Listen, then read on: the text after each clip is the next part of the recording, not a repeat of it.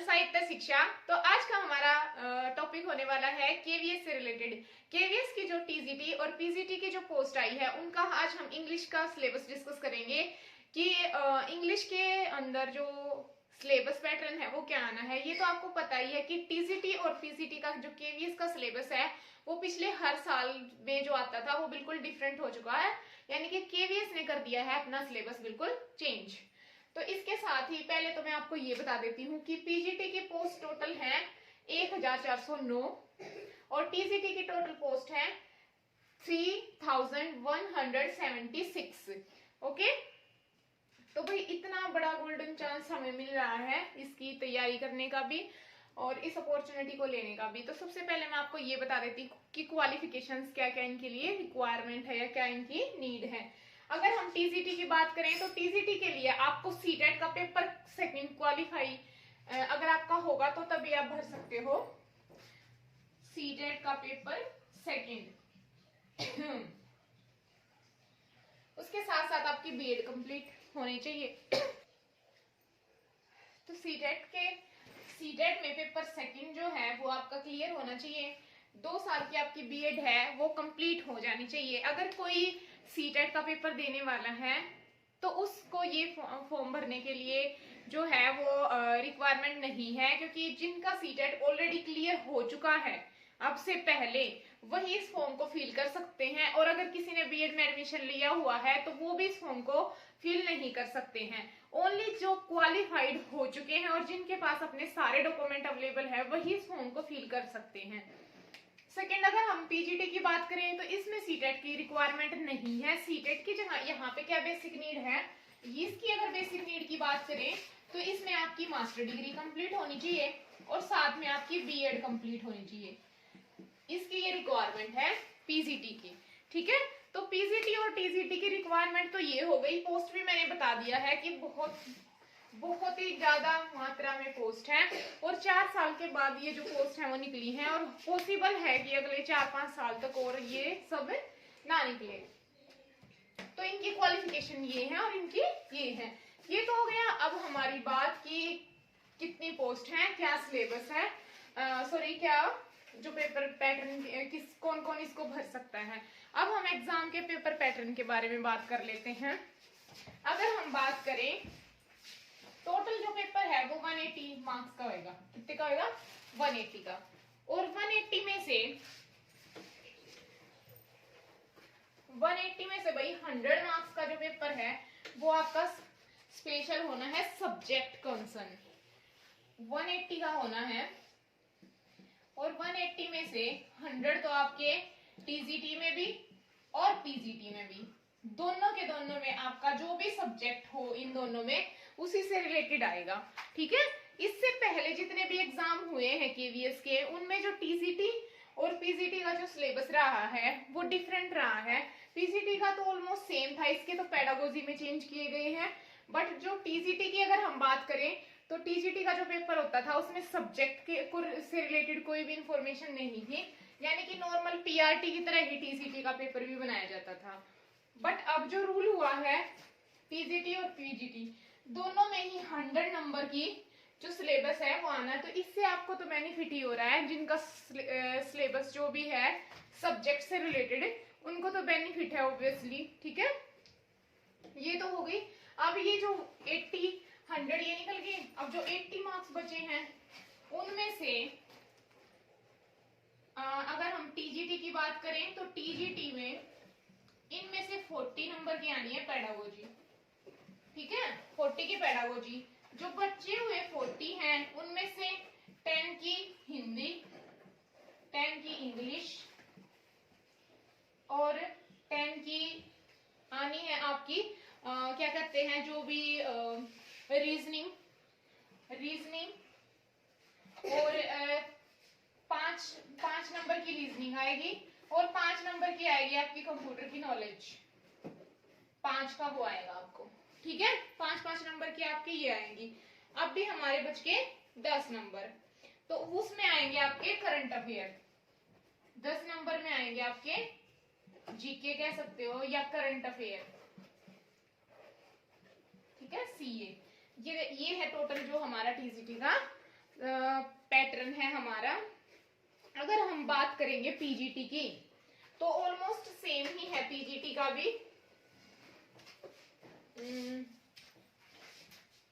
उसके बाद हम इंग्लिश पे आएंगे। पहले मैं थोड़ा सा आपको ये बता देती हूँ। पीजीटी सेम 180 मार्क्स का पेपर है। 180 में से 80 मार्क्स के जो हैं वो सेम 10 की इंग्लिश, 10 की हिंदी नॉर्मल जो होती है, 10 की करंट अफेयर, और वो करंट अफेयर भी आपको बस 6 महीने की करनी है ज्यादा से ज्यादा। और फिर 5 नंबर की आपका कंप्यूटर हो गया, 5 नंबर का हो गया हमारा क्या कहते हैं रीजनिंग, और ये तो हो गया हमारा 80 का, और 100 का हमारा आना है सब्जेक्ट। ओके, पीसीटी का लेवल सब्जेक्ट का थोड़ा हाई है, वो भी मैं आपके आगे डिस्कस करती हूँ आपके साथ। पहले आपको ये चीजें समझ में आनी चाहिए। और एक एक टॉपिक मेंशन किया हुआ है, और केवीएस कभी भी अपने सिलेबस से बाहर कुछ नहीं देता, तो जो भी मेंशन किया हुआ है उसकी आपने डीप स्टडी करनी है। चलो अब डिस्कस कर लेते हैं कि इंग्लिश की पढ़ाई आपने किस तरीके से करनी है। ठीक है, चलो शुरू करते हैं। अब पहले हम बात करेंगे केवीएस में टीजीटी की। ओके, टीजीटी में सबसे पहले जो इन्होंने शो किया हुआ है कि आपको एनसीईआरटी की बुक्स पढ़नी है। इन्होंने स्पेशल साफ साफ लिखा हुआ है कि एनसीईआरटी की जो सीबीएसई सिलेबस और टेक्स्ट बुक हैं उनको आपने रीड करना है। ठीक है, और इसके लिए शायद आपको किसी कोचिंग की जरूरत भी ना पड़े अगर आप सेल्फ रीडर हो तो, क्योंकि ये आपको इजीली अवेलेबल हो जाती है मार्केट में। अगर आप सेकंड हैंड लेना चाहे या फर्स्ट हैंड भी, वो आपकी चॉइस है। और ये भी मेंशन कर रखा है कि उनकी डेप्थ अंडरस्टैंडिंग आपको होनी चाहिए। ये नहीं कि बस चैप्टर की समरी याद करने से आपका काम चल जाएगा, ऐसा बिल्कुल नहीं है। तो फिर हम कैसे पढ़े? देखो, पहली बात तो 6ठी से लेकर और 10वीं तक की टेक्स्ट बुक हमने रीड करनी है, और उनके अंदर जितने भी वर्ड मीनिंग आते हैं उनके हमने सारे एंटोनियम सिनोनिम्स लर्न करने पड़ेंगे हमें। अब देखो, सिलेक्शन तो लेना ही है, तो इतनी मेहनत तो बनती है। ठीक है, तो इसके अंदर जितने भी वर्ड मीनिंग होते हैं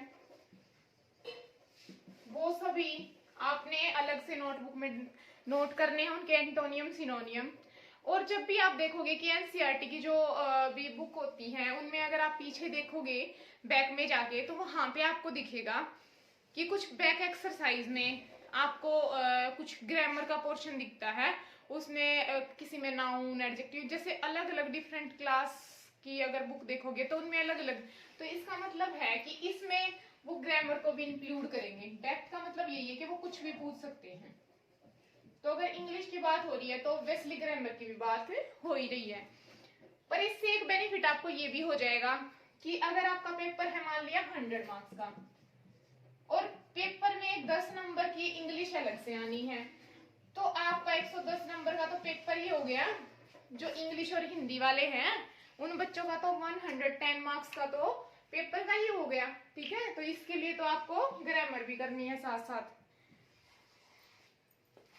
तो उनको हो जाएगा ये 10 नंबर का बेनिफिट। तो अभी देखो भाई, अगर आप एक्चुअल में ही सीरियसली पढ़ाई कर रहे हो तो जो टीजीटी की तैयारी करें वो ध्यान से सुने। आपने 6 क्लास से लेकर और एटलीस्ट इसमें जो मेंशन है वो वैसे टेक्स्ट बुक तो है 6ठी से 10th क्लास तक की, बट इसके साथ साथ ये भी मेंशन किया हुआ है application of these concept based at the level of graduation. यानी कि जो 6ठी क्लास की जो बुक का पोर्शन है 10th तक का, अगर उसका लेवल आप देखोगे तो वो ग्रेजुएशन के जो बच्चे होते हैं उनके लेवल का आपको मिलेगा। ये इन्होंने अलग से मेंशन किया हुआ है, तो इसको इग्नोर नहीं कर सकते। यानी कि ये नहीं है कि बस बच्चों की तरह समरी पढ़ने से काम चल जाएगा, वो मैंने आपको बता दिया है। तो अगर हो सके तो 11वीं और 12वीं की भी बुक आप पढ़ सकते हो। ठीक है, ये भी पढ़ लो तो ज्यादा बेटर है। आपकी जो कंसेप्ट पर पहले आप कोशिश करें कि इनको अच्छे से करें, बाद में ही इनके अंदर आप जाएं अगर आप पॉसिबल है तो, अदरवाइज आप इनकी ही इतनी डीप स्टडी करें कि उनमें से कुछ ना छूट जाए। ठीक है, हर लेवल पे उनके क्वेश्चन वगैरह लगा के आप देख सकते हैं। ठीक है तो ये तो थी टीजीटी की बात। अब हम पीजीटी पे आ जाते हैं। पीजीटी का जो सिलेबस है वो थोड़ा सा डिफरेंट है। ठीक है, जैसे कि आपको पता है कि लेवल भी बड़ा हो जाता है पोस्ट ग्रेजुएशन का, तो ऑब्वियसली कि सिलेबस भी ज्यादा ही होगा और डिफरेंट होगा। जो पीजीटी इंग्लिश है उसमें 11वीं और 12वीं की टेक्स्ट बुक आपने रीड करनी है 2 ही क्लास की। उसके साथ साथ आपने पोस्ट ग्रेजुएशन का जो लिटरेचर है, पोस्ट ग्रेजुएशन लेवल लिखा तो इसका मतलब आपको लिटरेचर, इंग्लिश लिटरेचर में से कुछ राइटर हैं जो मेन जैसे विलियम वर्ड्सवर्थ हो गया, जॉन कीट्स हो गए, या फिर शेक्सपियर हो गया, ऐसे कुछ छोटे मोटे राइटरों को भी आपने पढ़ना है। ठीक है, बेसिक अगर ब्रिटिश लिटरेचर की बात की जाए तो वो वैसे मेंशन नहीं किया हुआ, मैं अपने पॉइंट ऑफ व्यू से आपको बता रही हूँ कि अगर इन्होंने पोस्ट ग्रेजुएशन की लिटरेचर की बात की है तो एटलीस्ट आपको कुछ इंपॉर्टेंट राइटर तो वहां से पढ़ने होंगे। उसके साथ साथ अगर ग्रामर वगैरह की बात की जाए तो इनका सिलेबस वास्ट है थोड़ा। Unseen passage, creative writing skill, passage के अंदर भी इन्होंने एक एक चीज मेंशन की हुई है कि मतलब कि कैसे आप क्रिएटिव राइटिंग, उनके जो टाइटल के बारे में पूछ सकते हैं, उनके अंदर कोई वर्ड हो गया, एंटोनियम, सिनोनिम, उन किसी भी चीज के बारे में वो पूछ सकते हैं आपसे। और जो क्वेश्चन हो गए गैप फिलिंग के बारे में, tense, close, all things include, questioning, reorder करना, ट्रांसफॉर्म करना, उन सब चीजों के बारे में वो आपसे पूछ सकते हैं।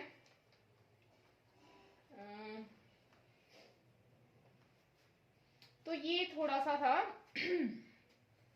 अगर जनरल इंग्लिश की बात हम करें तो verb, tense, voice, subject, verb, unseen passage, vocabulary, antonym, synonym, total जो ग्रामर है, idiom, phrase, article, comprehensive, fill in the blanks, वो सब कुछ आपसे पूछ सकते हैं। ठीक है, इनके अंदर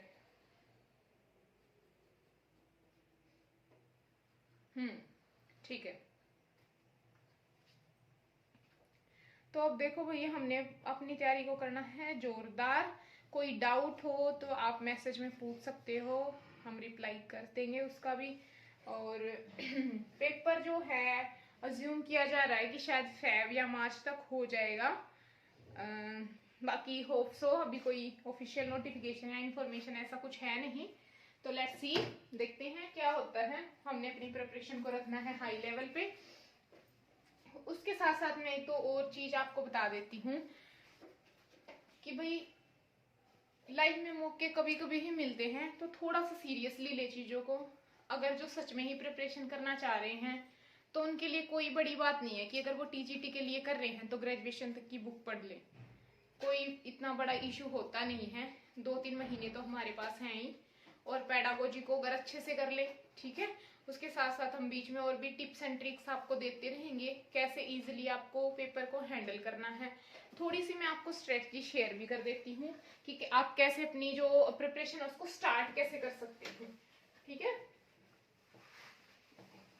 थोड़ा सा हम स्ट्रेटजी शेयर कर लेते हैं इस चीज की कि कैसे जो हम प्रिपरेशन है वो कहाँ से, बच्चों को कंफ्यूजन होता है कि कहाँ से हम अपनी तैयारी को शुरू करें, क्या चीज है हम स्टार्टिंग में अप्लाई करें और किस तरीके से करें। तो उस चीज के लिए मैं आपको बता देती हूँ कि सबसे पहले आप, अगर आप एक एवरेज बच्चे हैं और आपको पढ़ने में ज्यादा दिक्कत नहीं है, ठीक ठाक आप पढ़ लेते हो, तो आप हमेशा 10th क्लास की बुक से, टीजीटी वाले बच्चे जो हैं 10th क्लास की बुक से, इंग्लिश की बुक से जो एनसीईआरटी की होती है उससे अपनी रीडिंग शुरू करें। उसके सारे चैप्टर आपने रीड करने हैं। 2 बुक होती हैं, ठीक है, एक तो है फुटप्रिंट्स और दूसरी का मुझे अभी नाम ध्यान नहीं है। फुटप्रिंट्स और एक कौन सी थी, हनीबिल तो 11वीं क्लास की है, हॉर्नबिल है 11वीं क्लास की। तो दोनों बुक को 1 बाय 1, एक में लेंचो वाला जो चैप्टर है उसका नाम मुझे याद नहीं आ रहा अभी, तो दोनों के आपने टोटल सारे चैप्टर, हर रोज आपने एक चैप्टर पढ़ना है। उसके कुछ 10 वर्ड मीनिंग हो गए, या मान लिया 5 भी आपने लिख लिए और उनके 5 के भी आपने एंटोनियम सिनोनिम अगर लिख लिए, अगर आप एक दिन में 5 कर रहे हो तो मान के चलो कि आपके 50 हो जाएंगे। क्यों? क्योंकि इस 5 के आप 5 5 5 5 10 10 से एंटोनियम सिनोनिम भी लिखोगे, उनको लर्न भी करोगे। उससे रिलेटेड अगर 25 चीजें आपको याद हो गई तो उनके साथ आपको 25 का कॉम्बिनेशन बनाना आ जाएगा कि ये 25 तो है नहीं इसमें इंक्लूड। ठीक है, दैट्स द थिंग। सेकेंड चीज जो मैं बता रही हूँ वो है कि फिर आप स्टेप बाय स्टेप 9th पे, फिर जब तक आप 6ठी क्लास की बुक्स जो हैं 6 की बुक पे आएंगे तो आपको लेवल इतना इजी लगने लग जाएगा, बहुत ज्यादा इजी। बट अगर आप 6 से सीधा ऊपर ऊपर ऊपर ऊपर जाओगे तो आपको लेवल टफ लगने लग जाएगा। और अगर बीच में आ गई बाई चांस पेपर की डेट तो फिर तो हमारा कॉन्फिडेंस वैसे ही ऐसे हो जाता है। ठीक है, जो बच्चे सीरियसली हैं उनका तो हो जाता है, बट जिनको ये है कि चलो पेपर की डेट आएगी तभी करना है, फिर उनके लिए तो क्या ही कह सकते हैं। ठीक है, बाकी जो सीरियसली हैं वो तो उन्होंने तो कर ही दी है प्रिपरेशन शुरू। तो भाई हाँ, बेटर है कि आप टफ लेवल से शुरू करो और नीचे आते आते आपको इतना सब कुछ आसान लगने लग जाए, कॉन्फिडेंस लेवल भी बढ़ता है। जब किसी मुश्किल काम को करके आसान सा करते हैं तो ऐसा लगता है कि हमें आता है, मतलब कॉन्फिडेंस और हाई हो जाता है। इसके साथ साथ मैं आपको दूसरी एक और चीज बताना चाहूंगी, यहाँ पे एडअप करना चाहूंगी। ये तो मेन है ही, जो सेकंड चीज है वो ये है कि आप इन सब चीजों के साथ साथ टेस्ट सीरीज पक्का लगाएं, क्योंकि पेपर जो होने वाला है वो होने वाला, पेपर का मूड जो है वो है ऑनलाइन, और बच्चों को ऑनलाइन में बड़ी दिक्कत होती है। और अगर इंग्लिश के पेपर की हम बात करें तो पैसेज इंपॉर्टेंट जो नंबर लेने वाली चीज होती है वो होती है पैसेज, और पैसेज में नंबर नहीं कटने चाहिए, और वो तभी पॉसिबल है जब आप उसकी करोगे प्रैक्टिस। और उसकी प्रैक्टिस कैसे हो सकती है? प्रैक्टिस हो सकती है भाई, प्रैक्टिस आपने पेपर पेन पे नहीं करनी है, जितना पॉसिबल हो। मैं ये नहीं करी कि बिल्कुल ही मत करो, मैं ये करी जितना पॉसिबल हो सके ना, तो जो टेस्ट सीरीज वगैरह लगाओ तो वो जितना भी पॉसिबल हो सके वो लगाओ अपने मोबाइल फोन, अगर किसी के पास लैपटॉप है तो लैपटॉप पे लगाओ। इससे क्या होगा कि आपको कॉन्फिडेंस भी आएगा, आपका प्रिपरेशन लेवल है वो बूस्ट भी हो जाएगा। ये एक 7th क्लास की बुक है हनी को। मैं थोड़ा सा ग्रामर के बारे में जो बता रही थी वो इसमें आपको दिखा देती हूँ कि किस तरीके से जो ग्रामेटिकल पोर्शन है वो रहता है। जैसे देखो इसमें ये पीछे है कॉम्प्रिहेंसिव चेक, पता नहीं आपको शायद दिख रहा है कि नहीं। तो इनको हमने बहुत डीपली रीड करना है, एज ए टीचर हमने इनको रीड आउट करना है। उसके बाद ये वर्किंग विद टेक्स्ट है, ठीक है। फिर वर्किंग विद लैंग्वेज, इनको सबको अच्छे से रीड करना है। देन है स्पीकिंग एंड राइटिंग, इनको एज ए टीचर हमने पढ़ना है, ठीक है। और फिर लास्ट में है ना, यहाँ पे मिलता है राइटिंग एंड रीडिंग में नीचे की तरफ ये कुछ ग्रामेटिकल पोर्शन भी होता है। ये आपको दिख रहा हो तो शायद कुछ ग्रामेटिकल पोर्शन होता है। तो इसमें देखना है कि ग्रामर के कौन कौन से टॉपिक किस हिसाब से आ रहे हैं, ठीक है। और एज ए टीचर आप उनको किस तरीके से सोल्व कर सकते हैं। जैसे अगर ये कुछ क्लू दिए हुए हैं कि इनमें ऐसे करो, तो इनमें से कुछ भी आ सकता है। अगर उन्होंने टेक्स्ट बुक लिखी है तो इनमें से कोई भी टॉपिक किसी भी तरीके से वो दे सकते हैं, क्योंकि ये चीज उन्होंने मेंशन की हुई है, ठीक है। जैसे अगर आप इनको देखोगे ये सारा का सारा क्या है, ये सारा ग्रामेटिकल पोर्शन है, ठीक है। तो इनमें से कुछ भी आपको पूछ सकते हैं, ठीक है। तो ये चीज थी जो मैं आपको दिखाना चाह रही थी। एप्रोप्रिएट, देखो ये पैराग्राफ है, इसके अकॉर्डिंग एप्रोप्रिएट तरीके से आपको लगाना है, ठीक है। आई होप कि आपको समझ में आ चुका होगा। तो ये ऑनलाइन प्रैक्टिस आपको पक्का लगानी है। तो आज के लिए भाई इतना ही। आई होप कि वीडियो आपके लिए होपफुल और मतलब कि इंफॉर्मेशन है जो वो अच्छी रही होगी, और कुछ ना कुछ हेल्प आपको जरूर हुई होगी। अगर वीडियो अच्छी लगी हो तो लाइक शेयर और सब्सक्राइब करें। और अगर आपको कोई भी डाउट है या आप किसी और वीडियो में मतलब डाउट रह गया है, किसी और डाउट को सोल्व करना चाहते हैं तो कमेंट बॉक्स में बता दें, हम उस डाउट को भी लेंगे और आपकी क्वेरी को जल्दी सोल्व करेंगे। तो इसी के साथ बाय फ्रेंड, हंसते रहें, मुस्कुराते रहें, ड्रीम बिलीव एक्ट और अचीव, और जरूर अपने सपनों को पूरा करके दिखाना है और हमेशा अपने सपनों के लिए मेहनत करते रहना है। तो इसी के साथ बाय फ्रेंड, थैंक यू।